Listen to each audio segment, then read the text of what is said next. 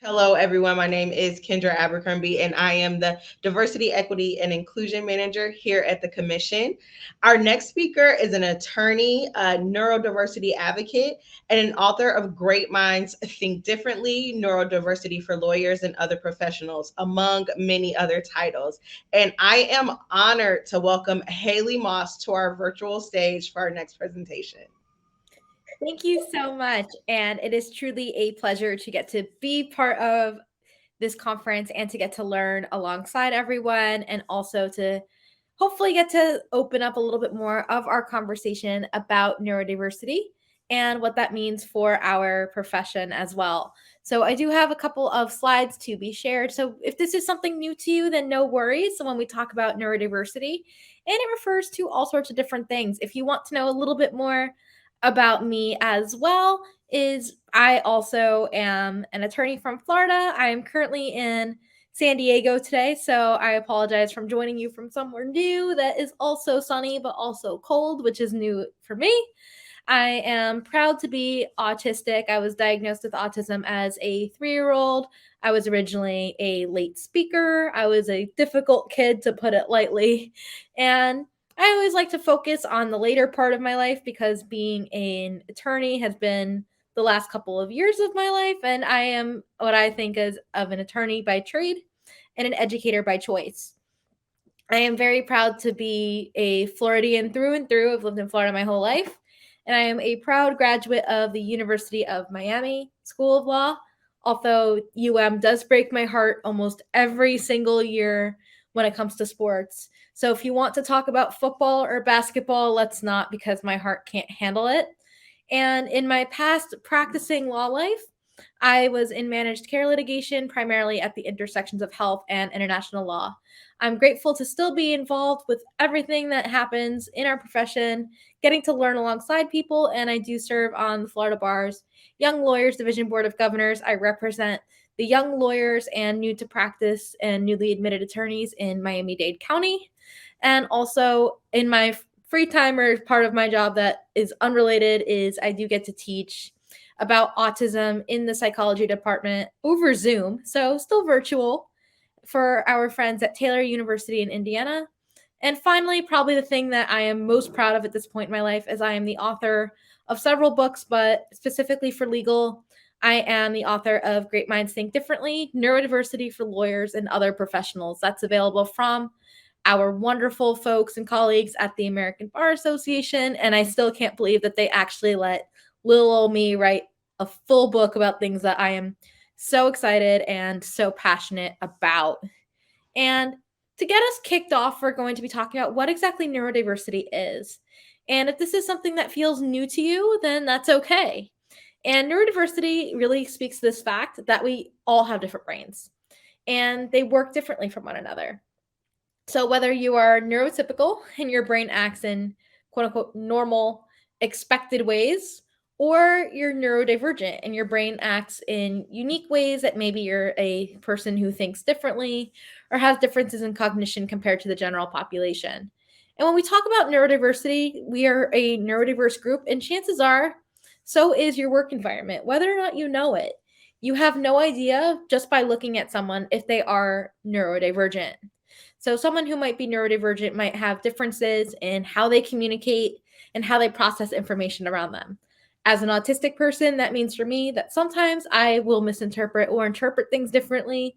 And also, the world for me is very overwhelming from a sensory perspective. Things are very bright, crowded, and loud, and it's very interesting.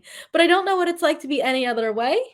And when we think about who is neurodivergent, it usually is people who have some form of disability. So a lot of us are disabled and neurodivergent. Not everyone might identify one way or the other. That I do, because a lot of pieces of my autism are disabling in my life. And also, when we think about who is disabled underneath the Americans with Disabilities Act, almost every single person who is neurodivergent is. If you need a quick refresher, the ADA definition of disability is a physical or mental impairment that limits at least one or more major life activity. And major life activities are stuff that we kind of just take for granted most days, like being able to read or communicate or walk or concentrate. all sorts of things like that. And when we think about who is neurodivergent, there's this kind of tendency to make the assumption that we're just talking about people who are on the autism spectrum.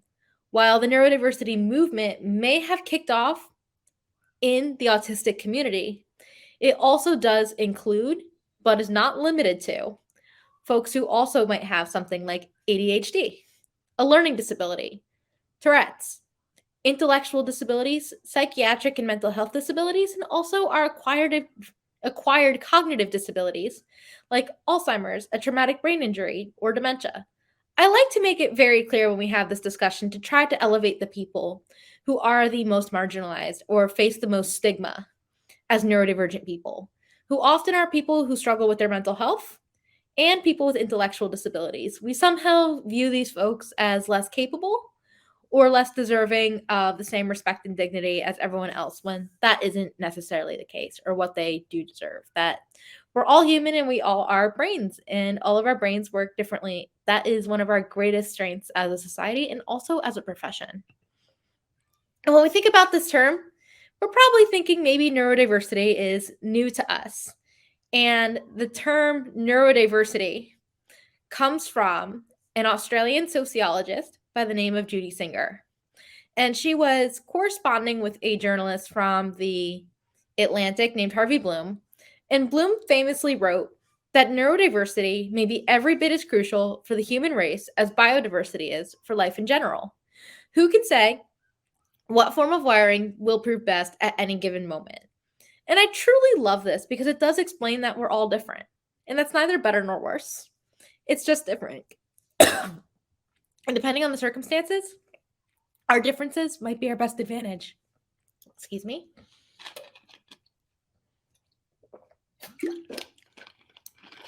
I think about this a lot like technology. Is that perhaps you might be using an iPhone or an Android, and they have different advantages for different things. That sometimes you might like one because of how it works, the interface, or you might like the other because of the programs you want to run on it. All of those things are truly individual and also make a difference in how we have these conversations and also what proves best at any given time. But when we think about neurodivergence in our profession, we aren't as forthcoming with it as we are with other forms of diversity.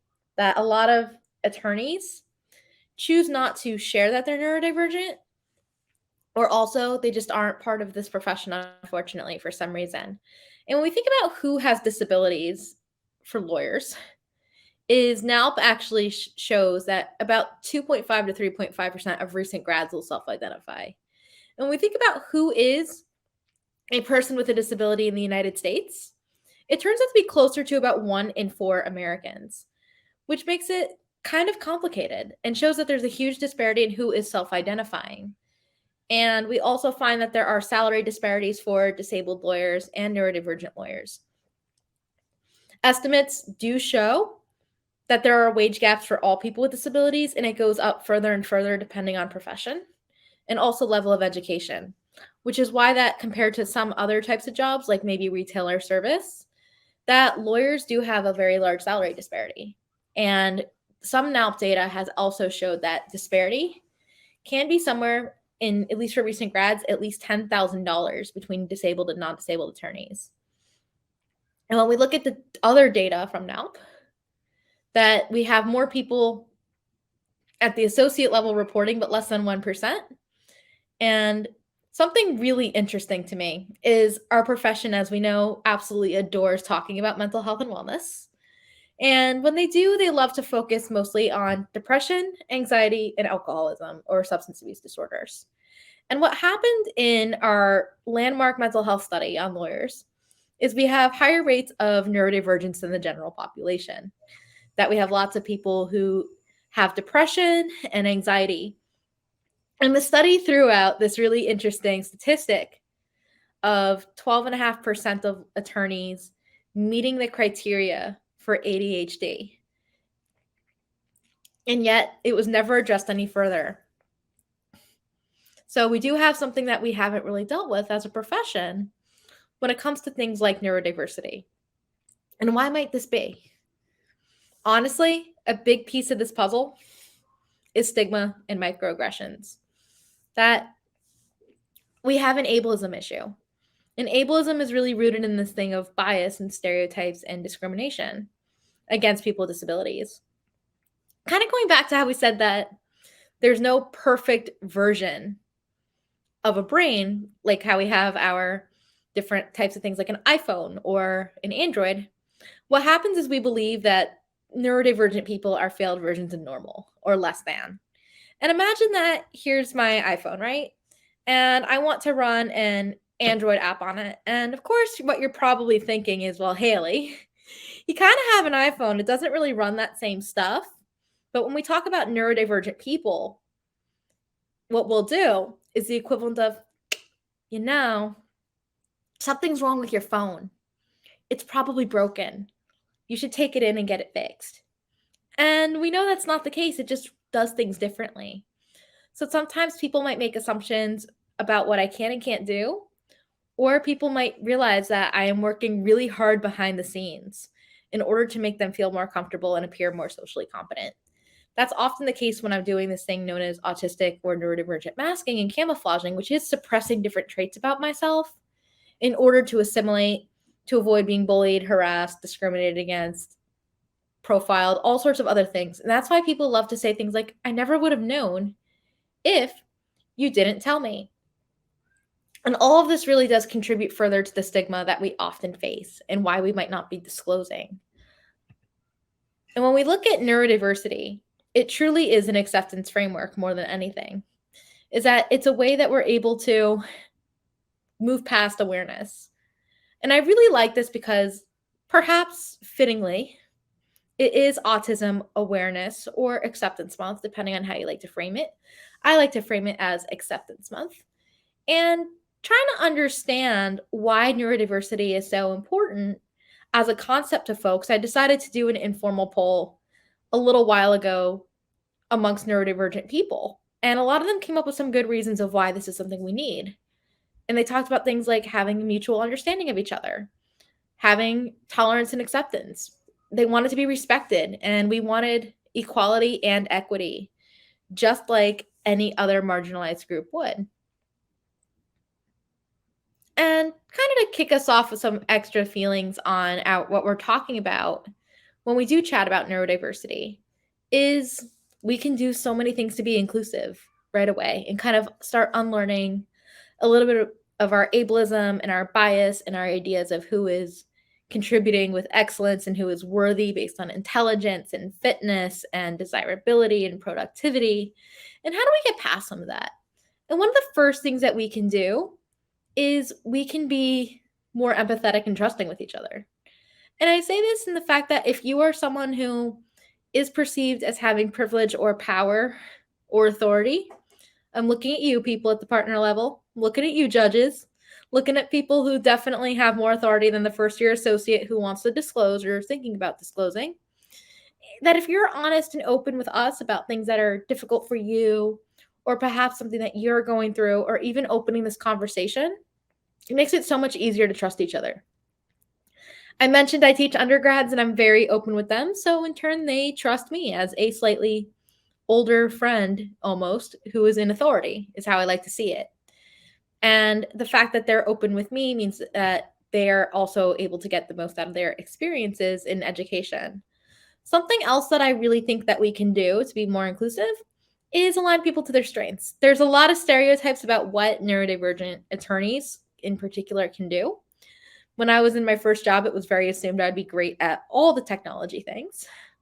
And I'd often get matched to doing doc review and e-discovery level tasks. And you're probably thinking, well, that's pretty typical for new lawyers. But in my office culture, it wasn't, because I wasn't the only new lawyer, but I was the only one who was constantly doing these other things. And when I finally got matched to things I was good at, like research and writing, I was a lot happier. The same also goes for those of us who support young neurodivergent people and our clients. When we let them explore their passions or strengths and relate things down to that level, we're all happier. We all deserve to feel that form of joy. and keep pushing with it, whether it's an interest or a passion, or it's something that is indeed a work-related strength. When we talk about being open and meaningful communicators, try being direct. I am a very direct speaker. I like when we're direct with each other just because it makes it easier for me. It also makes it that I'm not going to miss something socially. I miss a lot of social cues because of my autism. And some way that we're able to communicate a little bit more directly is come up with some things with your team or others that you work with of how you work best. Maybe you're not a morning person. Maybe you are anxious when people call you and you don't know why they're calling you. But sharing these things with folks you work with makes it easier to adapt and accommodate each other. And some other things we could do is make everything accessible forever. So I am a huge fan of accessibility. And typically when we do online events, I usually get on this riff about closed captions. And my riff about closed captions is 1, they're fantastic. 2, they were initially invented, just like text messaging actually, to benefit deaf and hard of hearing people. And yet these services, so like captions and texting, are things that we take advantage of every day.